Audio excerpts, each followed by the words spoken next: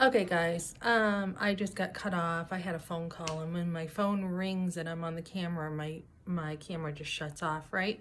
So, I had to run out to meet somebody who I just did a video on. Um, it is so cool during this time of my healing that God used a church to make me again feel the love of Christ.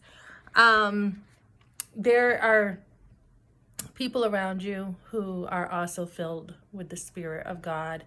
And when you feel the love of Christ from them, it's just so healing. So, like I said in my last video, I just had to cut it because some church was helping us pay the rent since my husband won't. Okay. So, and I'm getting going with my work. I just picked up another shift to help me along. And I'll be looking at other jobs to do too. So, yeah, this guy just 20 minutes away, driving over to make sure my rent's paid, went to London, went to New Mexico. Both times he's in London making sure our rent is paid, making sure the church office has everything ready for me.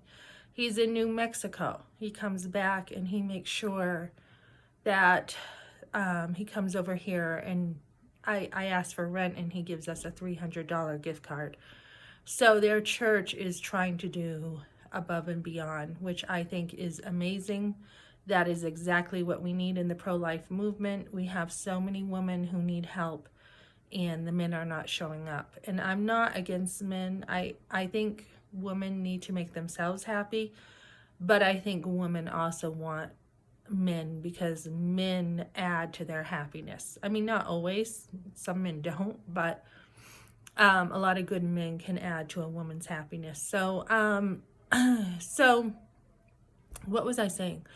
All right, so I got cut off. I was talking about being pregnant with my first boyfriend and how marriage was not put on the table. Keeping the baby was not put on the table. There was really no conversation as far as like outside of the crises. Like I remember just being dragged over to his house. His mother was not there. And my mother took over and was kind of like, what do you want to do? What do you want to do? And all I knew was I was mad at him and I did not want to be with him. That's all I knew. And he did not fight for me. I didn't have a conversation by myself. So I think once that anger would have gone away, like feeling tricked because he told me the condom was safe and it broke. I think once that anger would have gone away and we could have talked, I definitely think things would have been different. And that's why I tend to think communication is so important.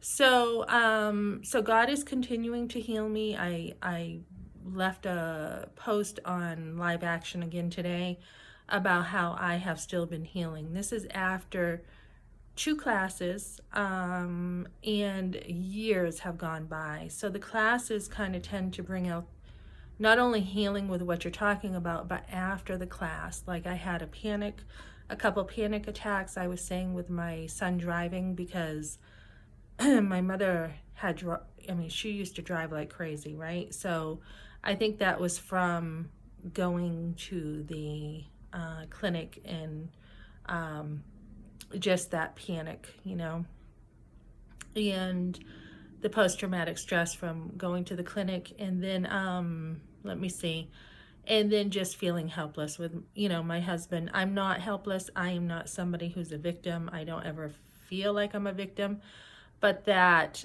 helplessness on the table from the abortion, feeling like there's really nothing I could do, and kind of feeling that again like with my husband. I tried to talk to him, and a good man will never leave you, and he's just decided to leave, and feeling the helplessness for my sons too, like they didn't really do anything wrong and their dad left them. So getting through that real helplessness with my abortion has been healthy for me, and realizing like now, yeah, I'm an adult and I don't have to feel helpless at all. I mean, you choose happiness every day. It's a choice. It's not something, dependent upon your circumstances.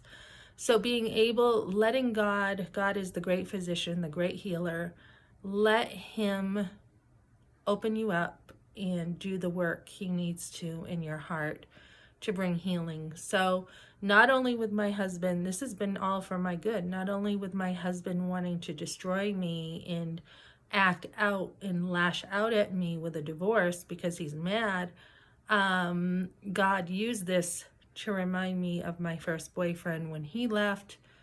I mean, I had a boyfriend after and I broke up with him, and then there was another guy and I broke up with him, and then there was a detective interested in me.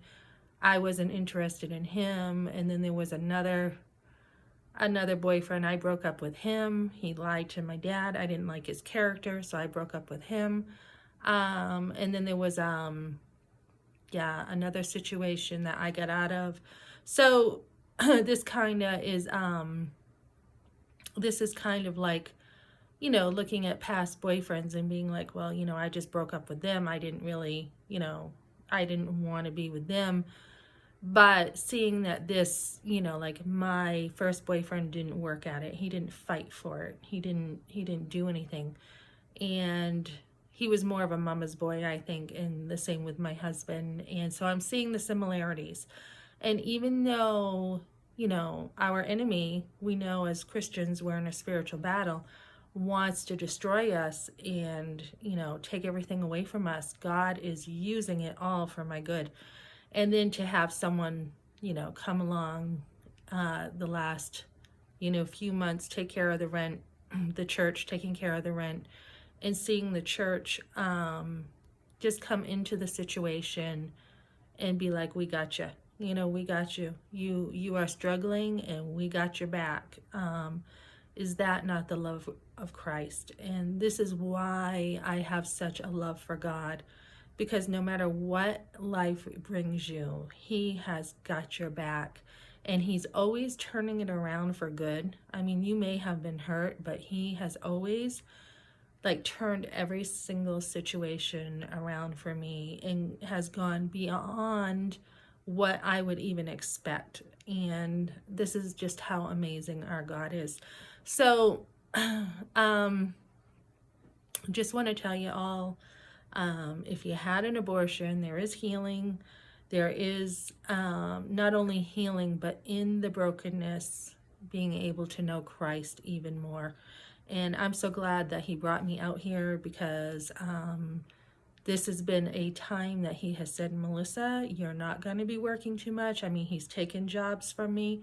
He's like, you're going to take it easy. You work too much sometimes, and I am going to take care of you while you heal. So I didn't even know I had to heal from this. I had no idea I had to heal from, you know, my first boyfriend leaving. I had to heal some more with those feelings of helplessness. I had no idea I had to heal in these ways. So God is the one who will take care of you if you turn to him, believe in him. John 3:16, love him. He will take care of you throughout life when everyone else has left you. Like my father abandoned me and he left and disowned me, and my mother, and you know, when your whole entire family has left you over the stupidest stuff. I mean, you don't even know what is the problem, just their own expectations or their own, you know, standards or whatever they want. God's got you, and then he gives you, you know, being part of a church family, he gives you more family than you could ever imagine. So definitely up until today, you know, I can see God has been working clearly in my life, and I continue to hope to help other women with such an awful, not just traumatic, it's not just, you know, like you got in a car accident and it was a traumatic event you went through as a teen, but you went through like a tragedy. You went through like something that is not normal in life. And where more girls are going through this and it is being normalized, we're going to have to do so much to help women. The church is going to have to be out there even more, showing more of the love of Christ. We've got so much work to do to help women heal. And this was just something that had happened to me like in a real quick way. So if there was any mercy in this, it was that it was done quickly and I didn't really understand what was going on. So for the girls who do know, and they, you know, chose knowingly and chose, you know, even the abortion pill, seeing their baby in the toilet now, I mean, I cannot imagine, you know, that kind of trauma. So they're both, I mean, I'm not comparing them completely because they're both different. I mean, who knows? Sometimes you have something hit you hard and blindsiding you. That can take years to even put words to it. I don't know that that can be worse sometimes than actually seeing it and being like, yeah, this is what it is, and I can clearly see it. Or if that can be worse, you know, if it's easier because I didn't really know and other women are seeing it right in front of their face. But whatever, you know, both situations are just a plain old tragedy. Women should not have to be going through this.